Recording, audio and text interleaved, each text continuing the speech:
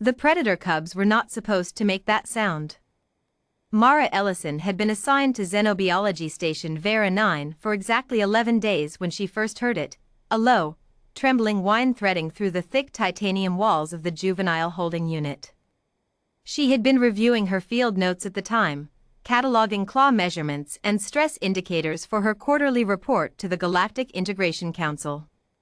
The sound made her pen stop moving. She looked up. Across the observation deck, Kale Vera, the station's senior predator cub handler and the reason half the research team requested transfers annually, stood with his back to her. His broad, scaled shoulders were rigid.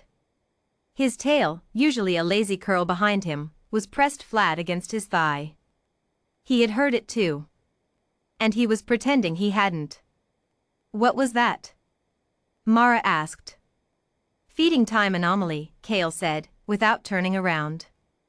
Standard subsonic vocalization. It's in the manual. Mara had read the manual.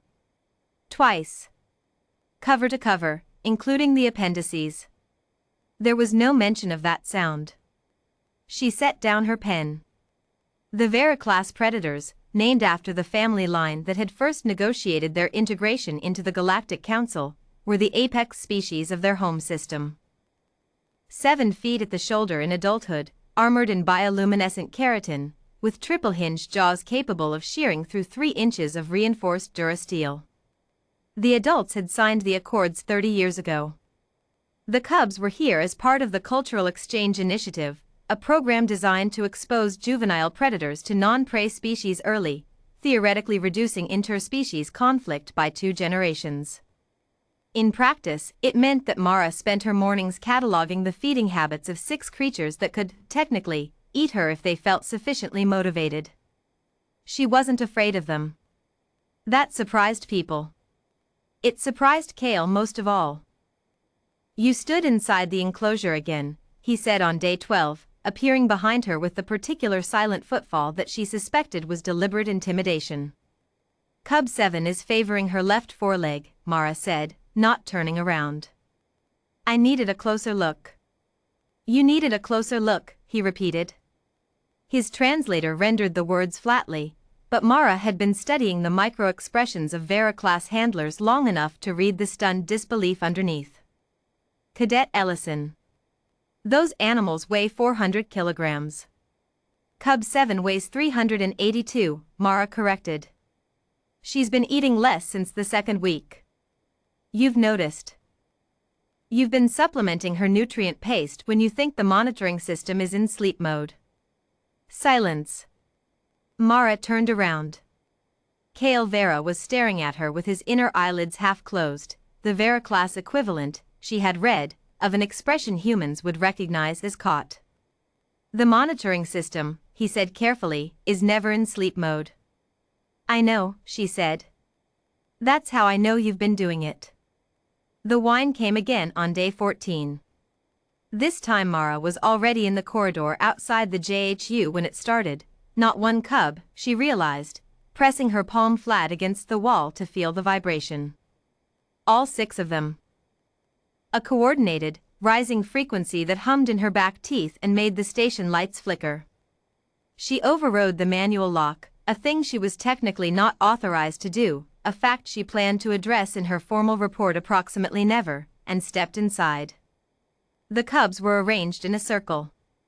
In the center of the circle, lying on the heated composite floor with his legs folded underneath him at an angle that looked profoundly uncomfortable, was Kale Vera. His eyes were closed. The cubs had pressed themselves close to him, all 6, shoulder to shoulder, their bioluminescent markings pulsing in slow, synchronized waves.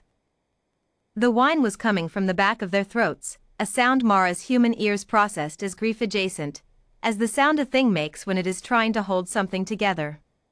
She stood in the doorway and did not speak. After a long moment, Cub 7 turned her massive triangular head and looked directly at Mara. Her eyes, amber, slit-pupilled, the size of Mara's fist, were wet. Mara had not known Vera-class cubs could cry. She stepped fully inside and let the door close behind her. He had lost someone. That much she assembled from the pieces over the following hour, sitting cross-legged on the floor of the JHU with 6 predator cubs pressed against her in various configurations while Kale Vera, who had apparently not noticed her arrival until he opened his eyes and found her there, stared at the ceiling with the expression of a person deciding whether to be angry. He chose not to be. "My clutch sibling," he said finally. His voice through the translator was level, but the translator was not sophisticated enough to flatten everything. She negotiated the exchange initiative. She brought these cubs to this station. She died last cycle in the Heron Corridor incident. The Heron Corridor incident. Mara knew that name. Everyone in the GIC knew that name, a border skirmish that had lasted 9 hours and produced 417 casualties, mostly civilian. She had not known a Vera-class negotiator was among them. "The cubs know," she said. It wasn't a question. "They always know," Kale said. "They were bonded to her before they were bonded to me. She chose them." He stopped. The flat plates along his jaw shifted. "They have been concealing the vocalization during formal observation hours. They knew it would flag a behavioral anomaly. They were protecting the integrity of the program." Mara looked at Cub 7, who had fallen asleep with her head across Mara's thigh. The cub weighed, conservatively, 60 kilograms. Mara's leg had gone completely numb. She did not move. "They're 4 years old," she said. "Vera-class mature faster than." "They are 4 years old," Mara said again, softer, "and they lost someone, and they have been swallowing it every day during observation hours so that no one would shut down the program she built." Kale said nothing. "That's not a behavioral anomaly," Mara said. "That's loyalty." She filed her quarterly report on day 30. It was thorough. Kale read a draft of it over her shoulder without asking permission, a habit she had stopped protesting by week 2, and said nothing for a long time. The report documented the subsonic vocalization in full. It documented the synchronization pattern, the biological trigger, the fact that 6 juvenile predators had independently and collectively decided to suppress a grief response during monitored hours because they understood, at 4 years old, that the program their lost handler had built was more important than their own comfort. It also documented, in a footnote that the council would either celebrate or bury, that a human cadet had spent 31 nights sleeping in the JHU on a camp mat because Cub 7 experienced significantly reduced stress indicators when a warm body was present within 3 meters, and that the senior handler had, after day 4, begun leaving a second camp mat without comment. "They'll say you compromised research integrity," Kale said. "They'll say a lot of things," Mara agreed. She submitted the report. The council's response came 6 weeks later. It was long. It contained the phrase unprecedented interspecies bond formation 17 times. It proposed a new subcategory of the exchange initiative. It asked, carefully, whether Cadet Ellison would be willing to extend her assignment.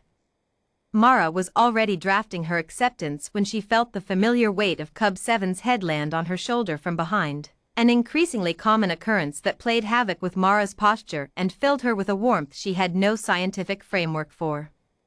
Kale, standing at the opposite console, glanced over. The inner eyelids dropped halfway. She had learned, by now, that this particular expression was the Vera-class equivalent of something humans would call fond. "You knew," he said. "When you heard them that first day. You knew it wasn't a feeding anomaly." "Yes," she said. "Why didn't you report it then?" Mara scratched behind Cub 7's nearest horn, exactly the way she had learned the cub preferred, and watched the bioluminescent markings along the young predator's flanks slow and soften into the warm amber of contentment. "Because," she said, "some things deserve a little time before they become data." Kale Vera looked at her for a long moment. Then he turned back to his console. But she saw, in the reflection of the screen, that the expression remained. "Humanity," someone once wrote in the early days of the Accords, "will sit on the floor of a predator enclosure for a crying cub and call it fieldwork." This is either their greatest weakness or the most dangerous thing about them. After 30 years of observation, the council's xenopsychologists remain divided. The cubs, for their part, have no uncertainty on the matter whatsoever.